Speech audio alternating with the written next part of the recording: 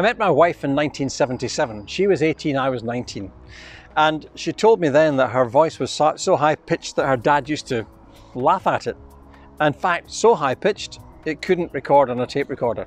So just to prove to her that it could, I recorded her secretly and played it back. Well, it was maybe a week before she spoke to me again. But the point is that we get a perception about our voice, how high it is or how monotone it is or whatever. And it's often down to what people have said to us growing up. Now, the same person who was terrified of speaking to 7-year-olds because she was in teacher training just shortly before I met her and gave that up, has now spoken in front of more than 16,000 people a couple of times at Las Vegas conferences in the MGM arena where they have the boxing. And she's done it with confidence, she's done it with panache, but she had to tell herself that she was worthy of doing it and her voice would be strong and certain.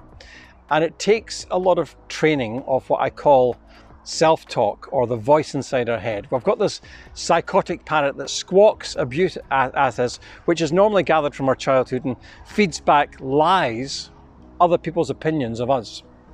And it remains something with us through our adulthood unless we address it. Now, I'm convinced that the voice inside our head is the thing that will determine more than anything else our level of success and our level of happiness, because it's how we interpret the world. It's what we tell ourselves about what's happening. Back to our big point on incidents versus attitudes.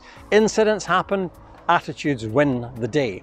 So if our attitude is that we can succeed, that we can talk publicly, that we can wow an audience of 16,000, then we can. We need to take the simple steps that we talk about in our training courses all the time to do that. But it starts by telling the voice inside our head that we are capable of doing a good job before it tells us that we are incapable of doing a good job.